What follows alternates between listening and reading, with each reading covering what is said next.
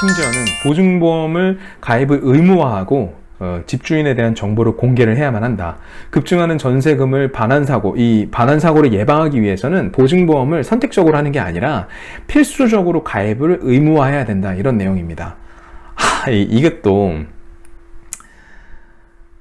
이게 물론 말은 좋아요. 근데 그런 부실을 방지하기 위해서는 가입을 의무화하고 정보를 강화하는 거 좋다 이거죠. 그리고 변제금을 집주인이 돈을 갚을 수 있는 능력이 되는지 강화하는 것 다 좋은 의미입니다. 근데 이거를 어떻게 할 거냐 이거죠. 어떻게 의무화하느냐. 이미 허그가 바보처럼 내가 대신 너의 전세보증금을 대신 갚아줄게 이런 기관이 아니에요. SGI 서울보증보험은 민간 회사인데 그런 회사들이 뭐하러 그런 리스크를 안고 돈을 대신 갚아줍니까? 그러지를 않죠. 오히려 보증 대신해 주겠다고 이제 그 가입을 할 때 그런 걸 꼼꼼하게 따집니다. 심지어 집주인에게 내용 증명도 보내요. 당신이 보증금을 제때 안 돌려주면 내가 일단 먼저 돌려주고 당신한테 뭐 구상권을 청구할 거야. 뭐 경매 처리할 수도 있어. 이런 어마어마한 내용 증명을 보내서 확인을 합니다.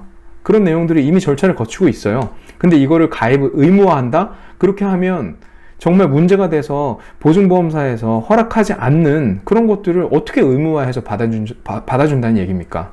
허그해서 무조건적으로 다 돈을 돌려줘야 되면 세금으로 그거를 메워서 돌려줘야 되는데 그럴 수는 없죠.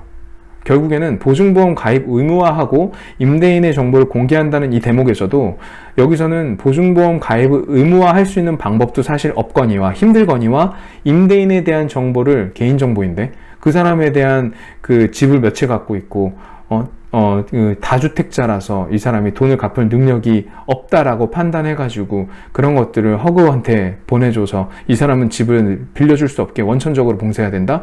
이렇게 하는 것은 이거는 시장경제에서 상당히 위험한 발상이죠. 마치 임대인을 적대시하는 아주 나쁜 사람처럼 취급하는 그런 문제로 보이고 있는데 그렇게만 해결을 하면 안 되죠. 오히려 그런 심사가 안 나서 그 집 물건을 못 내게끔 해준다면 그럼 전세 물건 자체가 줄어들 수 있는 거 아닙니까? 그럼 전세 물건 자체가 대폭 줄어들면 전세를 가려고 마음먹은 사람들은 갈 수 있는 전셋집이 줄어드니까 그러면 공급과 수요에 의해서 전세 보증금이 또 오를 수 있는 그런 부작용이 생길 수도 있죠.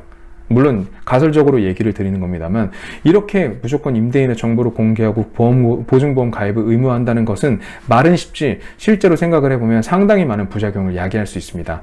다주택자가 뭐 그런 문제를 일으키는 부분, 물론 다주택자들 중에서 악용하려고 하는 사람들은 나쁘죠. 그 사람들은 정말 잘못한 겁니다. 방만하게 아주 자기 집을 굴려가지고 그 집주인들이 세입자들한테 억하심을 가지고 하는 사람들도 물론 있다면 정말 나쁜 사람들이고 정말 자기가 갚을 돈도 없으면서 갭 투자만 여러 개 해가지고 시장에 이런 문제를 일으키는 사람들은 나쁜 사람들이죠. 하지만 그런 사람들은 이미 정부에서 이거 말고도 다주택자에게 양도세를 뭐 중과한다든지 다른 장치로 상당히 많은 제도적으로 보완을 해 나가고 있습니다. 그렇게 접근을 해야지 보증보험 가입을 의무화하고 임대인에 대한 정보를 공개해서 리스크를 예방한다. 이거는 조금 위험한 발상이라고 저는 생각합니다. 네, 이게 또 중요한 내용이에요.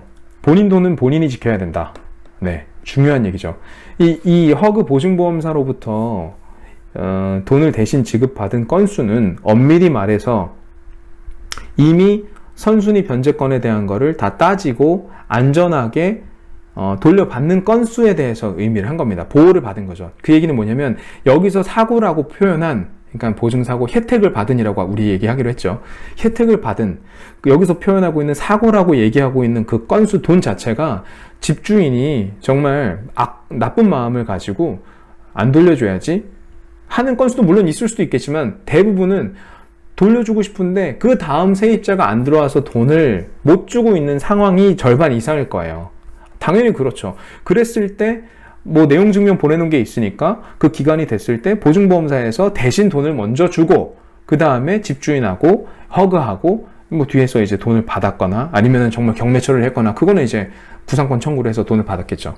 그러니까 결국은 큰 문제가 있는 건이 아니라는 겁니다.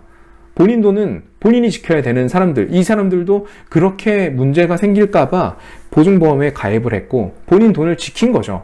어떻게 보면 되게 스스로 똑똑하게 잘 자기 권리를 챙겨나간 그런 거라고 보셔야 됩니다. 그리고 마지막, 너무 감정적으로만 보지 말자 부분입니다. 아까 전에 댓글 봤죠? 이 기사가 주는 파급력이 엄청나요. 이렇게 집주인에게 떼인 전세금 그리고 2년 반 만에 50배로 이렇게 자극적으로 기사를 쓰면 댓글이 아까 얘기하는 것처럼 발본색원 해가지고 아주 참수를 시켜 죽여야 된다, 이런 내용을 보게 되는 겁니다. 여기 있는 사람들 입장에선 지금 감정적으로 되게 많이 화가 나 있을 거예요.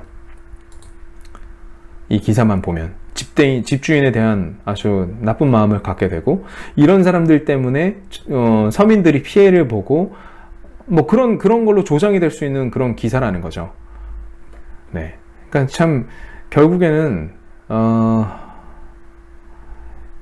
이런 기사가 정말 진실을 잘 알려준다기보다 호도하고 있다, 저는 이렇게 생각을 해요.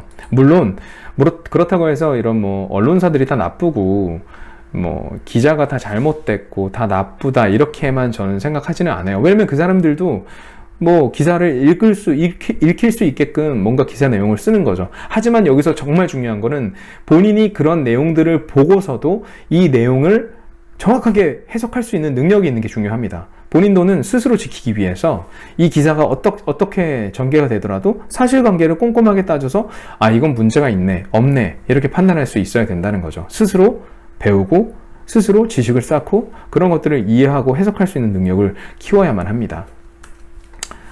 네, 그리고 여기 보면 자, 여기 1,700억 원이라고 했는데 여기 보면 대신 돌려주기로 한 금액도 17조 원이에요. 그러면 이게 계산을 좀 해보면 알겠습니다만 실제로 사고도 아니죠. 혜택을 받은 돈이죠. 그 금액이 엄청나게 문제인 것처럼 보여줬지만 실제로는 이거에 실제 돌려주기로 한 그 보증금 전체의 1%도 안 돼요. 1%도 안 돼요. 그 얘기는 정말 미미하죠. 그 전체 금액 중에서 그 잠깐 그런 돈을 돌려주는 것에 대해서 문제를 받았다라고 표현을 했는데 1%밖에 안 되더라. 그리고 그 1%에 대한 것도 대신 돌려줘서 혜택을 받은 거다. 이게 팩트입니다. 결국에는 이 기사를 보고 그런 생각을 할 수 있어야 된다, 그런 생각이 들어서 오늘 한번 공유를 해보았습니다. 네, 오늘은 여기까지입니다.